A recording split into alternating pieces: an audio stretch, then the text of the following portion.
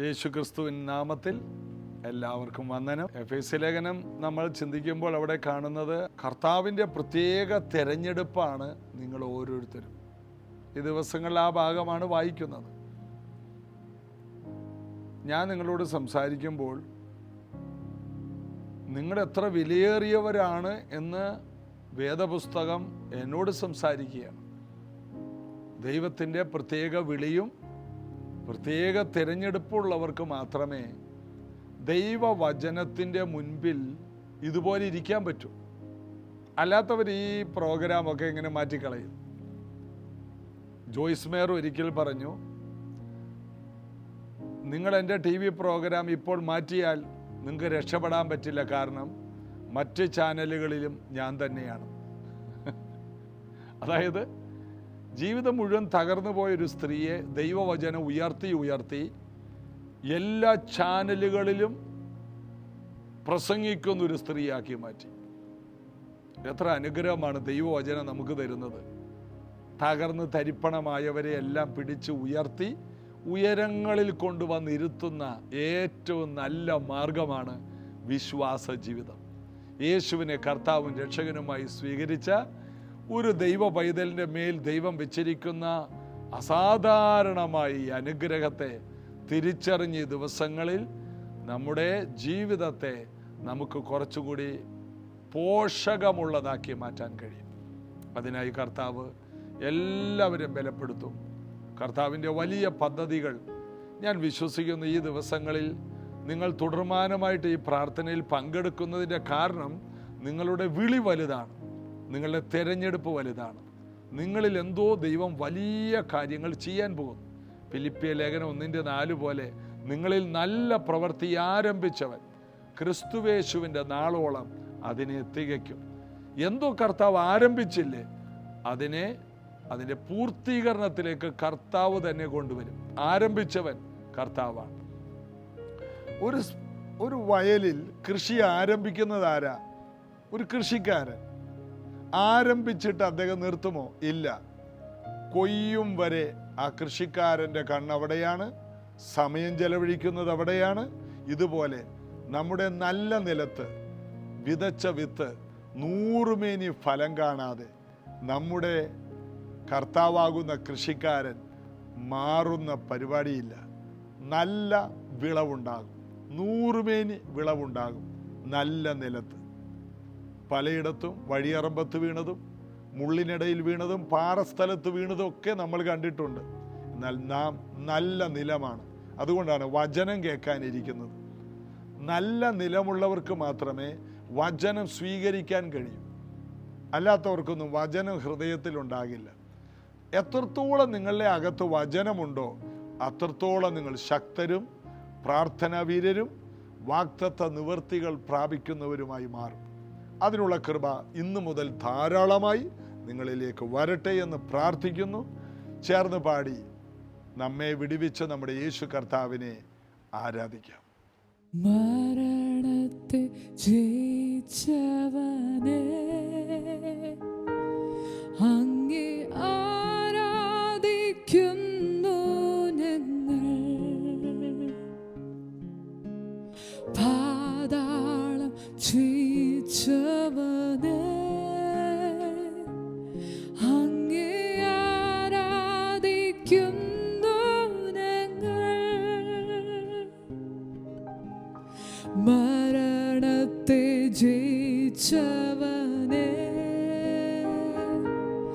അങ്ങേ ആരാധിക്കുന്നു ഞങ്ങൾ. പാതാളം ജയിച്ചവനെ അങ്ങേ ആരാധിക്കുന്നു ഞങ്ങൾ. ഹല്ലേലൂയ,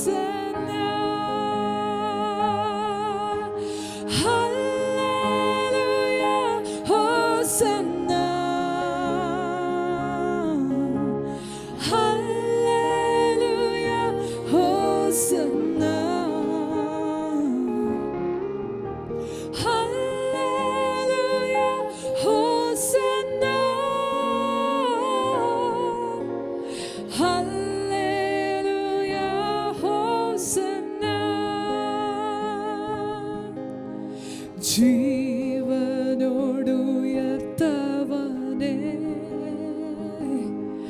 അങ്ങേ ആരാധിക്കുന്നു ഞങ്ങൾ. എന്റെ ജീവന്റെ ആധാരമേ അങ്ങേ ആരാധിക്കുന്നു ഞങ്ങൾ.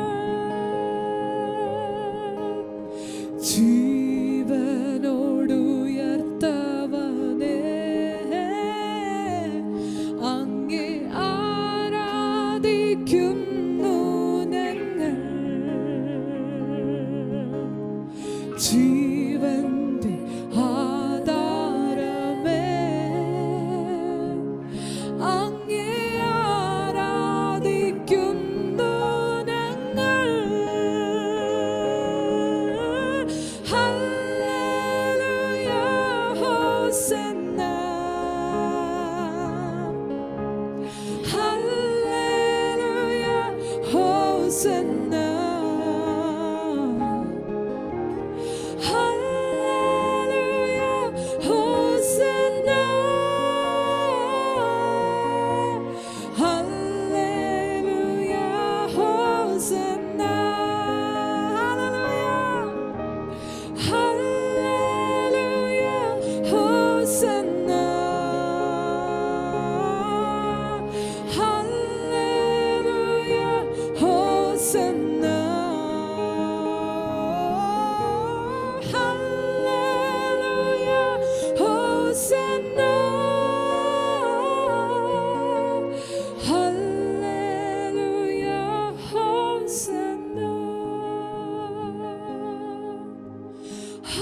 ഹല്ലേലൂയ ഹോസന്ന ഹല്ലേലൂയ ഹോസന്ന ഹല്ലേലൂയ ഹോസന്ന ഹല്ലേലൂയ ഹോസന്ന.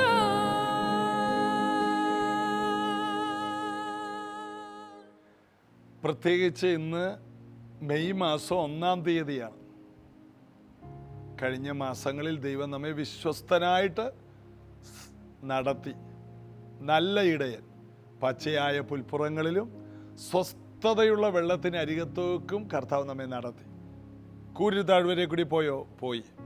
ഏപ്രിൽ മാസം ആവശ്യത്തിന് കൂരിൽ താഴ്വര ഉണ്ടായി. എന്നിട്ടും കർത്താവ് നമ്മെ നടത്തി. കർത്താവിൻ്റെ ചിറകിൻ കീഴെ നമ്മൾ സുരക്ഷിതത്വമുള്ളവരായിരുന്നു. ജനുവരി, ഫെബ്രുവരി, മാർച്ച്, ഏപ്രിൽ 4 മാസങ്ങളിൽ നടത്തിയ കർത്താവിൻ്റെ അടുത്ത ചില അനുഗ്രഹങ്ങളുടെ പടികൾ നമ്മൾ കാണാൻ പോകുന്നു. കഴിഞ്ഞ 4 മാസങ്ങളിൽ കേട്ട വാഗ്ദത്തങ്ങളുടെ നിറവേറൽ ഈ 5-ാം മാസം, ഈ മെയ് മാസം നമ്മൾ കാണും. നിങ്ങളത് പ്രാപിക്കും. ഈ മാസം നിങ്ങൾക്ക് വലിയ അനുഗ്രഹമായിരിക്കും. പ്രത്യേകിച്ച് കുഞ്ഞുങ്ങളുടെ അവധിക്കാലമാണ്. ഈ അവധിക്കാലം കൂടുതൽ യൗവനക്കാർ, കുഞ്ഞുങ്ങൾ വചനം ധ്യാനിക്കാനും പ്രാർത്ഥിക്കാനും കർത്താവിനോട് കൂടുതൽ ചേർന്നിരിക്കാനും നിങ്ങളെ തന്നെ കൊടുത്താൽ നിങ്ങളുടെ അടുത്ത അധ്യയന വർഷം അസാധാരണമായ അനുഗ്രഹമായിരിക്കും. യേശു കർത്താവ് നമ്മെ അനുഗ്രഹിക്കട്ടെ. എഫേസ്യ ലേഖനം 1-ാം അധ്യായത്തിലേക്ക് വരാം. അതിൻ്റെ ആരംഭ വാക്യങ്ങളിൽ നമ്മൾ വായിച്ചത്, ദൈവേഷ്ടത്താൽ ക്രിസ്തുയേശുവിൻ്റെ അപ്പോസ്തലനായ പൗലോസ് എഫെസോസിലുള്ള വിശുദ്ധന്മാരും ക്രിസ്തുയേശുവിൽ വിശ്വാസികളുമായവർക്ക് എഴുതുന്നത്. വേറൊരു പരിഭാഷയിൽ, ദൈവഹിതത്താൽ ക്രിസ്തുയേശുവിൻ്റെ അപ്പോസ്തലനായ പൗലോസ് ക്രിസ്തുയേശുവിൽ വിശ്വാസം അർപ്പിച്ചവരായി, അതാണ് കഴിഞ്ഞ ദിവസം നമ്മൾ ധ്യാനിച്ചത്. ക്രിസ്തുയേശുവിൽ വിശ്വാസം അർപ്പിച്ചു. ഈ വെള്ളം ഒരു സ്ഥലത്തൊഴിച്ചാൽ ആ സ്ഥലത്ത് നിന്ന് അതിനെ തിരിച്ചെടുക്കാൻ കഴിയില്ല. അർപ്പിക്കുക എന്ന് പറയുന്നത് അതാണ്. ഒരു യാഗം അർപ്പിച്ചു. യാഗം അർപ്പിച്ചു എന്ന് പറഞ്ഞാൽ രക്തം ഒഴിച്ചു. ക്രൂശിൽ യേശു യാഗം അർപ്പിച്ചു. അതൊരു പൂർണ്ണതയുള്ള വാക്കാണ്. യാഗമായി തീർന്നു. തന്നെത്താൻ ഒഴിച്ചു, യാഗമായി തീർന്നു. ചൊരിഞ്ഞു, യാഗം അർപ്പിച്ചു. ആ യേശുക്രിസ്തുവിൽ വിശ്വാസം അർപ്പിച്ചവരാണ് നാം. യേശുക്രിസ്തുവിൽ വിശ്വാസം അർപ്പിച്ചവർക്ക് പൗലോസിന് ചിലത് എഴുതാനുണ്ട്. വെറുതെ യേശുവിനെ വിശ്വസിക്കുന്നു എന്ന് പറയുന്നവരും യേശുക്രിസ്തുവിൽ വിശ്വാസം അർപ്പിച്ചവരും രണ്ട് കൂട്ടരാണ്. യേശുവിൽ വിശ്വസിക്കുന്നു എന്ന് പറയുന്നത് എല്ലാവരും പറയും. കാരണം യേശുവിൽ വിശ്വസിച്ചാൽ സൗഖ്യമുണ്ട്, വിടുതലുണ്ട്, ഉയർച്ചയുണ്ട്.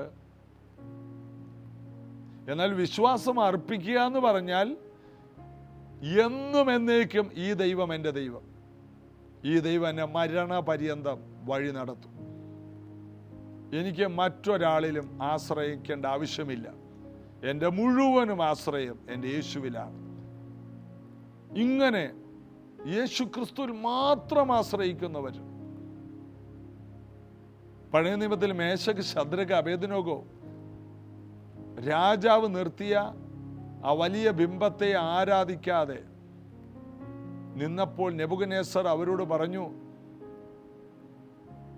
നിങ്ങൾ ഈ ബിംബത്തെ ആരാധിച്ചില്ലെങ്കിൽ നിങ്ങളെ തീച്ചൂളയിലേക്കിടും. അപ്പോൾ അവർ പറയുന്നൊരു വാക്കുണ്ട്, നെബൂഖദ്നേസറേ, ഇതിനകത്ത് മറുപടി പറയേണ്ട ഒരു ആവശ്യവുമില്ല. അതായത് ചൂട് കൂടുന്നതിനനുസരിച്ച് ഞങ്ങളുടെ തീരുമാനമൊന്നും മാറില്ല. കാരണം ഞങ്ങൾ ദൈവത്തിൽ വിശ്വാസം അർപ്പിച്ചവരാണ്. തീച്ചൂളയുടെ ചൂട് കൂട്ടിയാലും, നിന്റെ ഭീഷണി വർദ്ധിച്ചാലും, കൊല്ലുമെന്ന് പറഞ്ഞാലും മാറുന്നതല്ല ഞങ്ങളുടെ വിശ്വാസം. ഞങ്ങൾ വിശ്വസിച്ചവരല്ല, ഞങ്ങൾ വിശ്വാസം അർപ്പിച്ചിരിക്കുന്നവരാണ്. ഞങ്ങൾക്ക് മാറാൻ കഴിയില്ല. ഈ ദൈവം വിടിവിക്കുമെങ്കിൽ വിടിവിക്കട്ടെ. അതിൻ്റെ അർത്ഥം വിടിവിക്കാൻ കഴിയാത്ത ദൈവമാണെന്നല്ല. ചിലപ്പോൾ ദൈവത്തിന് താല്പര്യമുണ്ടായിരിക്കില്ല വിടിവിക്കാൻ. കാരണം ഈ ഭൂമിക്കപ്പുറം ഇതിനേക്കാൾ നല്ലൊരു സ്ഥലം വേറെയുണ്ട്. ഞങ്ങൾ അവനിൽ വിശ്വാസം അർപ്പിച്ചിരിക്കുന്നത് കൊണ്ട് ആ നല്ല സ്ഥലത്തേക്ക് ഞങ്ങളെ കൊണ്ടുപോകും. അതുകൊണ്ട് ഞങ്ങൾക്ക് മരണത്തെ പേടിയില്ല. ഈ ദൈവം വിടിവിക്കുമെങ്കിൽ വിടിവിക്കട്ടെ, വിടിവിച്ചില്ലെങ്കിലും ഞങ്ങൾക്ക് വേറെ ഒരു ദൈവത്തിൽ ആശ്രയിക്കാൻ കഴിയില്ല. ഞങ്ങൾ വിശ്വാസം അർപ്പിച്ചവരാണ്. അചഞ്ചലമായ വിശ്വാസം, മാറാൻ കഴിയാത്ത വിശ്വാസം. അങ്ങനെയുള്ളവർക്ക് പ്രാർത്ഥിക്കാതിരിക്കാൻ കഴിയില്ല, പ്രാർത്ഥിച്ചിരിക്കും. അങ്ങനെയുള്ളവർക്ക് യോഗം മുടക്കാൻ കഴിയില്ല, യോഗത്തിന് വന്നിരിക്കും. എന്ത് മുടങ്ങിയാലും കർത്താവുമായിട്ടുള്ള കൂട്ടായ്മ, ദൈവസഭയുമായിട്ടുള്ള കൂട്ടായ്മകൾ ഇങ്ങനെയുള്ളവർക്ക് മുടക്കാൻ കഴിയില്ല. ഇവരാണ് ചരിത്രങ്ങൾ ചമയ്ക്കുന്നവർ. ഇവർക്ക് നൂറുകണക്കിന് പ്രശ്നങ്ങൾ ഉണ്ടാകും. വിശ്വസിക്കുന്നവരും വിശ്വാസം അർപ്പിച്ചവരും തമ്മിൽ. വിശ്വസിക്കുന്നവരിടക്ക് വീട്ടുകാരും ബന്ധുക്കളൊക്കെ എന്തെങ്കിലുമൊക്കെ പറയുമ്പോൾ അതിനനുസരിച്ച് അവരൊരു അഡ്ജസ്റ്റ്മെൻ്റ് ഒക്കെ നടത്തും. നമ്മൾ അവരെ പിണക്കരുതല്ലോ. എന്നിട്ട് ചർച്ചിൽ വന്ന് നമ്മൾ പാസ്റ്ററേയും പിണക്കരുത്.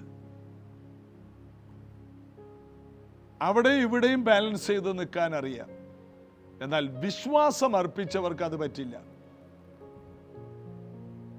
അവർക്ക് ലോകത്തിൽ എന്നും നിന്നയായിരിക്കും.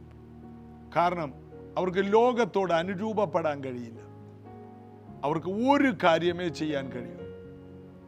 അതാ പൗലോസ് പറയും, ഒന്ന് ഞാൻ ചെയ്യുന്നു. എനിക്ക് രണ്ട് കാര്യം ചെയ്യാൻ കഴിയുമെന്നല്ല, ഒന്ന് ഞാൻ ചെയ്യുന്നു, പിൻപിലുള്ളതിനെ ഞാൻ മറന്നു. എനിക്ക് ഒത്തിരി കാര്യങ്ങളുണ്ട്, അതെല്ലാം പിൻപിലായിപ്പോയി. എൻ്റെ മുൻപിൽ ഒരൊറ്റ കാര്യമേ ഉള്ളൂ. ബാക്കി നൂറുകണക്കിന് കാര്യം പിൻപിലുണ്ട്. എന്നാൽ എൻ്റെ മുൻപിൽ ഒരൊറ്റ കാര്യമേ ഉള്ളൂ. ഞാൻ പുറകോട്ട് തിരിഞ്ഞാൽ നൂറുകണക്കിന് കാര്യങ്ങൾ എൻ്റെ മുൻപിലുണ്ട്. എന്നാൽ ഞാൻ ഒരിക്കലും ഇനി പുറകോട്ട് തിരിയുന്നില്ല, പിൻപിലുള്ളതിനെ ഞാൻ മറന്നു. അത് ഓർത്താൽ എനിക്ക് മുന്നോട്ട് പോകാൻ പറ്റില്ല. എൻ്റെ മുൻപിലുള്ള ലാക്കിലേക്ക്, പരമവിളിയുടെ ലാക്കിലേക്ക് ഞാൻ ആഞ്ഞുകൊണ്ടുപോകും. ഞാൻ മുന്നോട്ട് കുതിക്കും. കാരണം എനിക്ക് പിൻപിലുള്ളതിനെ മറന്നതുകൊണ്ട് മുൻപോട്ട് കുതിക്കാൻ കഴിയും. പിൻപിലുള്ളതിനെ എല്ലാം ഓർത്താൽ മടങ്ങിപ്പോകാൻ സാധ്യതയുണ്ട്. വിട്ടുപോകുന്നതിനെ ഓർത്തിരുന്നുവെങ്കിൽ മടങ്ങിപ്പോകാൻ സാധ്യതയുണ്ടെന്നാണ് നമ്മളവിടെ വായിക്കുന്നത്. എബ്രായ ലേഖനം 11 നമ്മുടെ പിതാക്കന്മാർ വിട്ടുപോകുന്നതിനെ ഓർത്തില്ല. അപ്പോൾ നമ്മൾ വിട്ടുപോകുന്നതിനെ ഓർക്കരുത്. യേശുക്രിസ്തുവിലുള്ള വിശ്വാസം അർപ്പിച്ചവർ. ഇതുപോലെ നമ്മൾ ധ്യാനിച്ചാൽ എഫേസ്യ ലേഖനം നമുക്ക് 5 കൊല്ലം കൊണ്ട് വായിച്ച് തീർക്കാൻ പറ്റില്ല. ഓരോ വാക്കുകളുടെയും ആഴങ്ങൾ, അതിൻ്റെ അർത്ഥങ്ങൾ അത്ര ഗംഭീരമാണ്. വിശ്വാസം അർപ്പിച്ചവർ ഈ വെള്ളം ഒഴിച്ചതുപോലെ. അബ്രഹാം മകനെ യാഗം കഴിക്കേണ്ടി വന്നില്ല, വാളെടുത്ത് ഉയർത്തിയുള്ളൂ. എന്നാൽ എബ്രായ ലേഖനം 11 പറയുന്നു യാഗം കഴിച്ചു എന്നാണ്, അർപ്പിച്ചു എന്നാണ്. ദൈവം അങ്ങനെ അതിനെ അംഗീകരിച്ചു. ഹൃദയം കൊണ്ട് അവൻ അർപ്പിച്ചു. ഹൃദയം കൊണ്ട് ചെയ്യുന്നതാണ് യാഗം. അവൻ വാൾ ഉയർത്തിയപ്പോൾ അബ്രഹാമേ ബാലന്റെ മേൽ കൈവെക്കരുതെന്ന് പറഞ്ഞ് അവനെ താക്കീത് ചെയ്തു. ഒരാട്ടുകൊറ്റൻ മുള്ളിൽ കുരുങ്ങിക്കിടക്കുന്നത് കണ്ടപ്പോൾ അബ്രഹാം ആ ആടിനെ എടുത്ത് ഇസഹാക്കിന് പകരം യാഗം കഴിച്ചു. എന്നാൽ ദൈവം അംഗീകരിച്ചത് ഇസഹാക്കിനെ യാഗമാക്കിയതായിട്ടാണ്. കാരണം അത് ഹൃദയം കൊണ്ട് അർപ്പിച്ചു. സഭയിൽ വന്നിരുന്നാലും ഹൃദയം കൊണ്ട് വന്നിരിക്കാതെയും സഭയിൽ വരാം. സഭയിൽ വന്നു, പക്ഷെ ഹൃദയം ദൈവത്തിലല്ല. ചിലർക്ക് സഭയിൽ വരാൻ പറ്റാത്തവരെ എനിക്കറിയാം. ഭർത്താവിൻ്റെ എതിർപ്പ് മൂലം, മാതാപിതാക്കളുടെ എതിർപ്പ് മൂലം ചർച്ചിൽ വരാൻ കഴിയാതെ ചർച്ചിലെ പ്രോഗ്രാം യൂട്യൂബിൽ കണ്ട് വേദനയോടെ പ്രാർത്ഥിക്കുന്നവരുണ്ട്. അവർ ശരിക്കും സഭായോഗത്തിൽ വന്നവരാണ്. എന്നാൽ ചർച്ചിൽ വന്നിട്ട് ഹൃദയം കൊണ്ടല്ല, വെറുതെ ശരീരം കൊണ്ട് വന്നിരിക്കുന്നു, ആരാധിക്കത്തില്ല. ഇടയ്ക്കിടയ്ക്ക് മൊബൈൽ നോക്കും, ഫോൺ എടുത്തുകൊണ്ട് വെളിയിലോട്ട് പോകും, ഒത്തിരി കാര്യങ്ങൾ അതിൽ സംസാരിക്കും, ലേറ്റായിട്ട് വരും, നേരത്തെ പോകും. ഹൃദയം കൊണ്ട് സഭയുമായി, യേശുക്രിസ്തുവിൻ്റെ ശരീരവുമായി ഒരു ബന്ധവുമില്ല. ദൈവരാജ്യം ഹൃദയം കൊണ്ടുള്ള ബന്ധമാണ്, ഹൃദയബന്ധം. പൗലോസിനെ ദൈവം തൊട്ടപ്പോൾ അവൻ ഹൃദയം കൊണ്ടാണ് ഈ അനുഭവത്തിലേക്ക് വന്നത്. യേശു നമ്മെ സ്നേഹിച്ചത് ഹൃദയപൂർവമാണ്. അതുകൊണ്ട് പരമാർത്ഥതയില്ലെങ്കിൽ ഈ മാർഗത്തിൽ നമ്മൾ വൻ പരാജിതരായി മാറും. കർത്താവിൽ നമുക്ക് ആശ്രയിക്കാം. അവിടെ നമ്മൾ വായിച്ചത് ക്രിസ്തുവേശുവിൽ വിശ്വാസം അർപ്പിച്ചവരായി എഫെസോസിലുള്ള വിശുദ്ധന്മാർക്ക് എഴുതുന്നത്.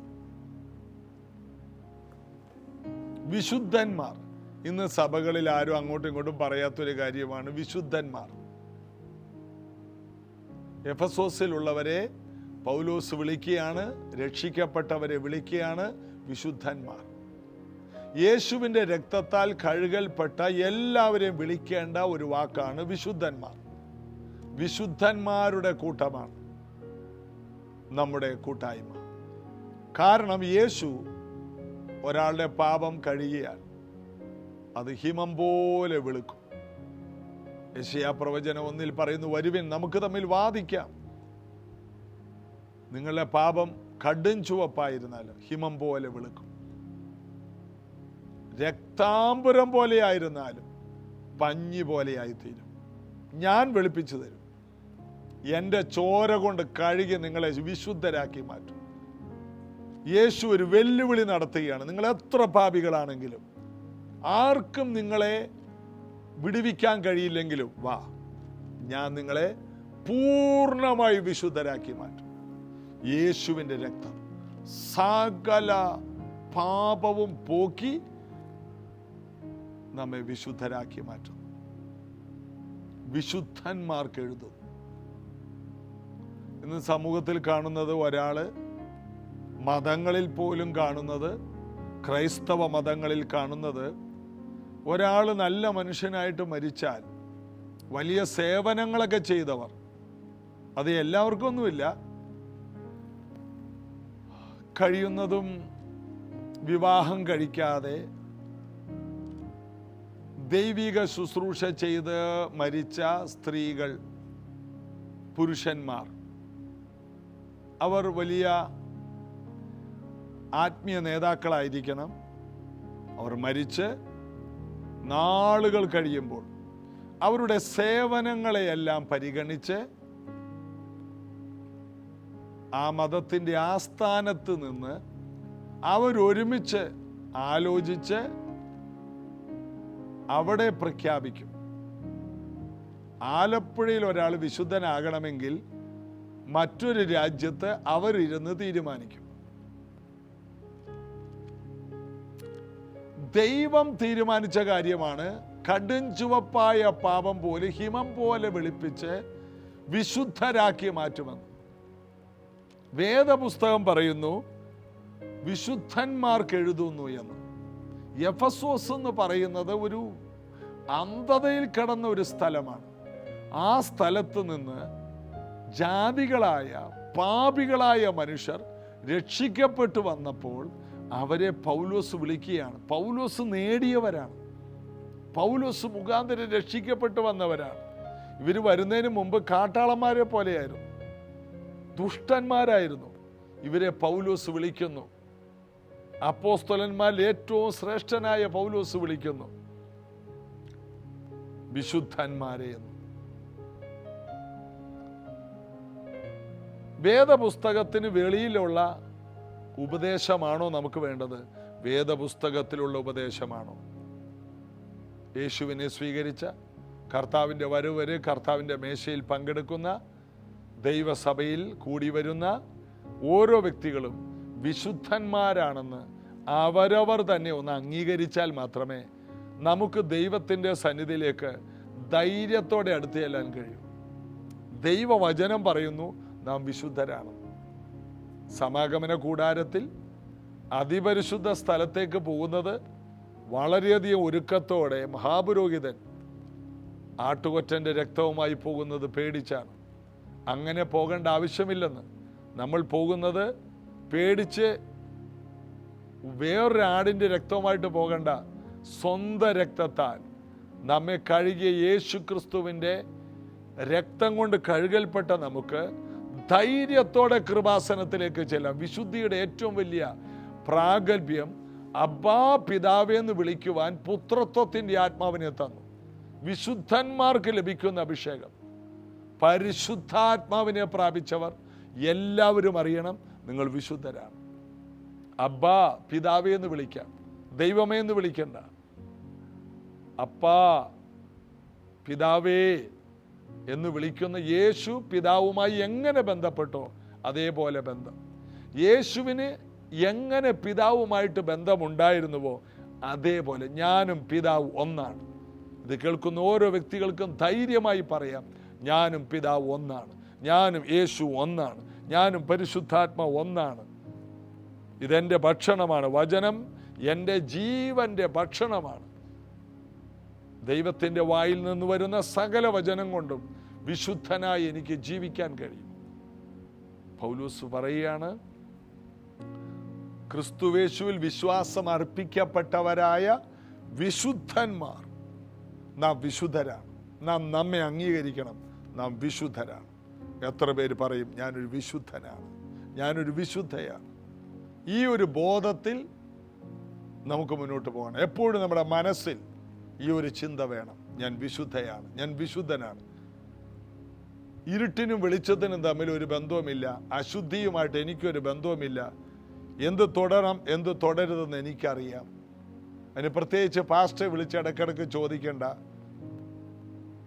എന്ത് കഴിക്കണം എന്ത് കഴിക്കരുത്, എവിടെ പോകണം എവിടെ പോകരുത്, ഒരു വിശുദ്ധനറിയാം. ഒരു വിശുദ്ധ ജീവിതം നയിക്കുന്ന വ്യക്തിക്ക് ആ വ്യക്തിയുടെ ജീവിതത്തെ നിലനിർത്താനുള്ള ജ്ഞാനമുണ്ട്. അതിൽ നിന്ന് രക്ഷപ്പെടാനാണ് ചിലരോട് ചോദിക്കുന്നത്, ഇങ്ങനെയൊക്കെ ചെയ്താൽ കുഴപ്പമുണ്ടോ? എല്ലാവർക്കും അറിയാം തെറ്റ് തെറ്റാണെന്നും ശരി ശരിയാണെന്നും. കണ്ണടച്ചിരുട്ടാക്കാനൊന്നും നോക്കണ്ട, നമുക്കെല്ലാം അറിയാം. നമ്മൾ വിശുദ്ധരാണ്. തെറ്റിനെ തെറ്റായിട്ട് തന്നെ, പാപത്തെ പ്രാണത്യാഗത്തോളം നാം എതിർത്ത് നിന്നിട്ടില്ലെന്ന്. എതിർക്കണം പാപത്തോട്. ഒരു വിശുദ്ധൻ്റെ ഏറ്റവും വലിയ ആക്രമണം പാപത്തിനെതിരെയായിരിക്കും. മനുഷ്യനെതിരെയല്ല, പാപത്തോട് എതിർക്കണം. ഞാൻ വിശുദ്ധനാണ്, പാപം എന്നോട് അടുക്കരുത്. ഈ വക ചിന്തകളിൽ നിറഞ്ഞു നിന്നാൽ നിങ്ങളെപ്പോലെ അനുഗ്രഹിക്കപ്പെടാൻ ഈ ഭൂതലത്തിൽ ആരും ഉണ്ടാകില്ല. കാരണം എപ്പോഴും വിശുദ്ധിയിൽ നിറഞ്ഞ് ജീവിക്കുന്ന ഒരു വ്യക്തിയുടെ ഏറ്റവും വലിയ ഗുണം, പരിശുദ്ധനായ ദൈവം നിന്റെ ജീവനും ഭക്തിക്കും വേണ്ടത് തരും. സ്വർഗീയ ദൂതന്മാർ നിന്റെ അടുക്കൽ ഇറങ്ങും. നീ ഒരു അത്ഭുതമായി മാറും. ഈ കാലഘട്ടത്തിൻ്റെ ഉണർവായി നീ മാറും. പ്രാർത്ഥിക്കാം. യേശുവിൻ്റെ നാമത്തിൽ ഈ വചനങ്ങൾ കേട്ട വിശുദ്ധരായ, യേശുവിനെ സ്വീകരിച്ച, യേശുവിൻ്റെ ചങ്കിലെ ചോര കൊണ്ട് കഴുകപ്പെട്ട ഈ വിശുദ്ധരായ, ക്രിസ്തുവേശുവിൽ വിശ്വാസം അർപ്പിച്ച ഇവരുടെ ജീവിതം അത്ഭുത ജീവിതമാകട്ടെ, വിടുതലിൻ്റെ ജീവിതമാകട്ടെ, ഉയർച്ചയുടെ ജീവിതമാകട്ടെ, മാന്യതയുടെ ജീവിതമാകട്ടെ, അഭിവൃദ്ധിയുടെ ജീവിതമാകട്ടെ, സമാധാനത്തിൻ്റെ ജീവിതമാകട്ടെ. എല്ലാറ്റിലും അവർ സുഖവും ശുഭവുമാകട്ടെ. സൗഖ്യങ്ങളും വിടുതലും ഇവരുടെ വീട്ടിൽ സാധാരണ സംഭവമാകട്ടെ. പരിശുദ്ധാത്മാവിൻ്റെ വലിയ കവിഞ്ഞൊഴുക്കുണ്ടാകട്ടെ. ഈ മെയ് മാസം മുതൽ വലിയ ദൈവപ്രവൃത്തി അവർ കാണട്ടെ. ഈ മാസത്തിൽ വലിയ ദൈവകൃപ ഇവർ ഒഴുകുന്നത് കാണട്ടെ. ഈ മാസത്തിൽ വലിയ വലിയ നന്മകൾ, വാഗ്ദത്തങ്ങൾ അവർ പ്രാപിക്കട്ടെ. ഇവർ പോകുന്നിടത്തെല്ലാം അവരുടെ വാതിലുകൾ തുറന്നു വരട്ടെ. യേശു ക്രിസ്തുവിൻ്റെ കൃപ കൊണ്ട് അവർ നിറയട്ടെ. ദൂതന്മാർ ഇവരുടെ കൂടെ സഞ്ചരിക്കട്ടെ. യേശുവിൻ നാമത്തിൽ പിതാവേ, ആമേൻ. കർത്താവ് ഈ വലിയ കാര്യങ്ങൾ നമുക്ക് വേണ്ടി ചെയ്യുന്നതിനായിട്ട് ഞാൻ ദൈവത്തെ സ്തുതിക്കുന്നു. നാളെ ഇതേ സമയത്ത് നമുക്ക് ഒരുമിച്ച് കാണാൻ ഇനിയും കർത്താവ് അവസരം തരുന്നല്ലോ. തമ്മിൽ കാണാം. കർത്താവ് അനുഗ്രഹിക്കട്ടെ. ആമേൻ.